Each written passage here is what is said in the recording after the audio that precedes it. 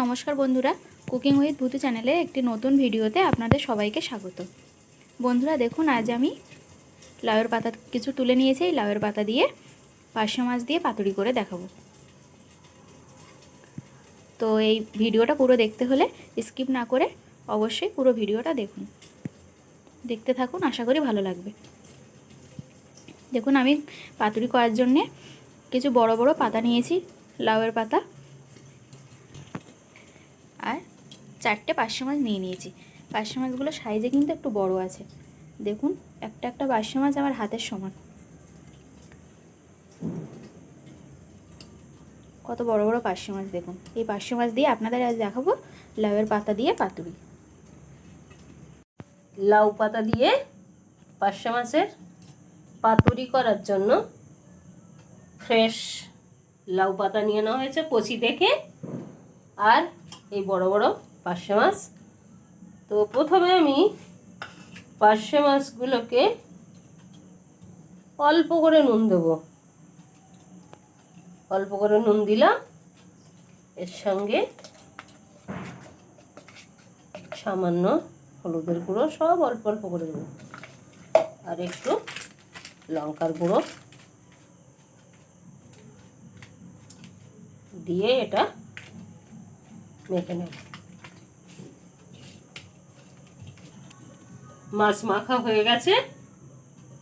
এবার এগুলো লাউ পাতার মধ্যে দেব।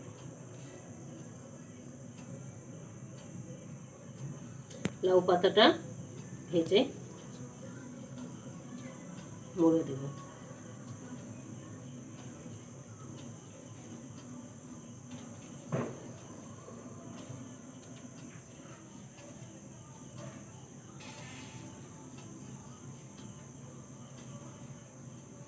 সুন্দর করে এটাকে মুড়ে দিচ্ছি, দিয়ে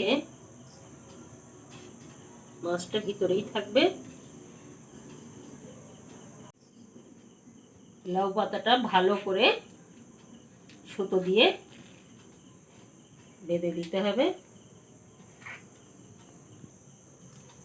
এ দেখুন, দুটো মাছ একসঙ্গে নিয়েছি, নিয়ে দুটো পাতা দিয়ে এটাকে সুন্দর করে মুড়ে দিয়েছি, দিয়ে সুতো দিয়ে বেঁধে দিয়েছি।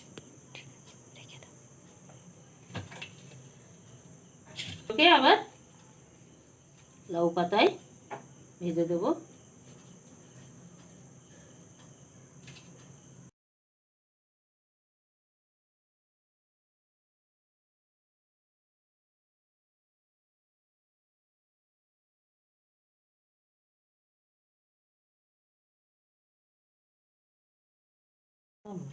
এবার কড়াইতে খুব সামান্য পরিমাণে জল দিতে হবে।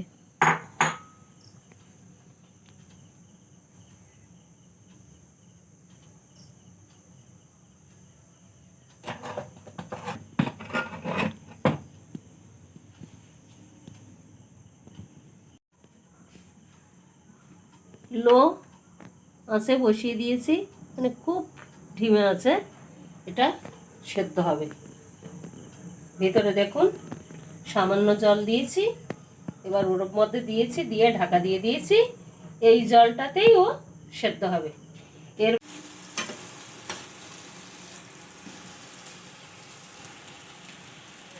তেল ছাড়া কিন্তু জল দিয়েই ভাপিয়ে নিয়েছি, কিন্তু দেখুন মাছের তেল বার হচ্ছে।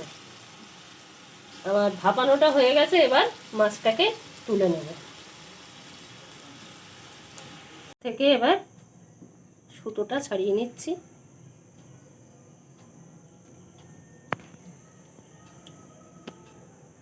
আমি কিন্তু সম্পূর্ণ তেল ছাড়াই করেছিলাম। মাছের তেলে দেখুন কি অবস্থা, এতটাই তেল হয়েছে।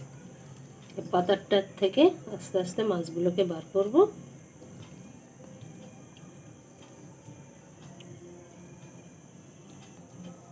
এই যে মাছটা ভাপা হয়েছে, অল্প জল দিয়েই ভাপা করেছি। এবার আস্তে আস্তে আমি এর থেকে কাঁটাগুলো ছাড়িয়ে নেব।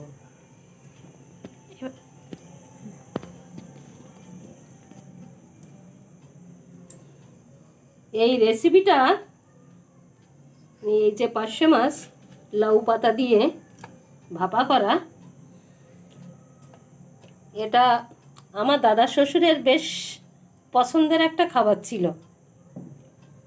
তো তখন তো এতটা আধুনিক কিছু ছিল না, ফলে তখন কি করা হতো, লাউ পাতায় করে পার্শে মাছটাকে জড়িয়ে ভাতের মধ্যে দিয়ে ভাপা করা হতো। আর তারপরে সেই পার্শে মাছ এটা ছাড়ানোর পরে কাটা টাটাগুলো ছাড়িয়ে সেটা পেঁয়াজ, কাঁচা পেঁয়াজ, ভাজা লঙ্কা আর কাঁচা তেল দিয়ে মাখা হতো। তো এটা আমার দাদা শ্বশুর মানে আমার শ্বশুরমশাইয়ের বাবার খুব প্রিয় একটা খাবার ছিল। আমার শাশুড়ি মায়ের কাছ থেকে এটা আমি শুনেছি এবং সেভাবেই করার চেষ্টা করেছি। আশা করি ভালোই লাগবে, আপনারাও করে দেখতে পারেন, আশা করি খারাপ লাগবে না। আমি এবার এই যে কাটাগুলো ছাড়িয়ে নিলাম, এগুলোকে আমি আলাদা করবো, এগুলো কিন্তু মাখবো না। এর সঙ্গে দেব কাঁচা পেঁয়াজ আর এই ভাজা লঙ্কা, লবণ দেব, লবণ অল্প করেই দেব, যদি এই কাঁচা তেল, এটাকে মেখে নিচ্ছি।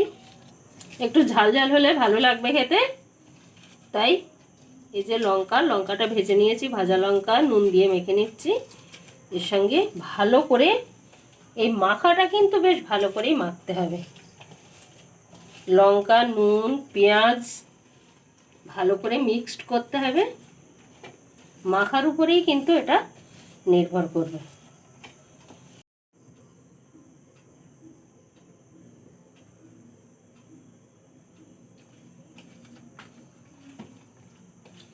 এবার লাউ পাতাটা মেখে নিচ্ছি।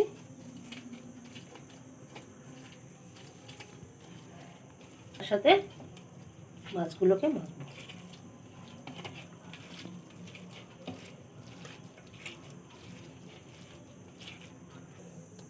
কচি লাউ পাতা দিয়ে পার্শে মাছের ভাপা পাতুরি মাখা আমার হয়ে গেছে। রেসিপিটা কেমন লাগলো অবশ্যই কমেন্টে জানাবেন। আর যে সমস্ত নতুন বন্ধুরা আছেন কুকিং উইথ ভূতু চ্যানেলটি সাবস্ক্রাইব করে দেবেন। তাহলে আপনারা সবাই ভালো থাকবেন, সুস্থ থাকবেন আর কুকিং উইথ ভূতু চ্যানেলের ভিডিও দেখতে থাকবেন। টাটা।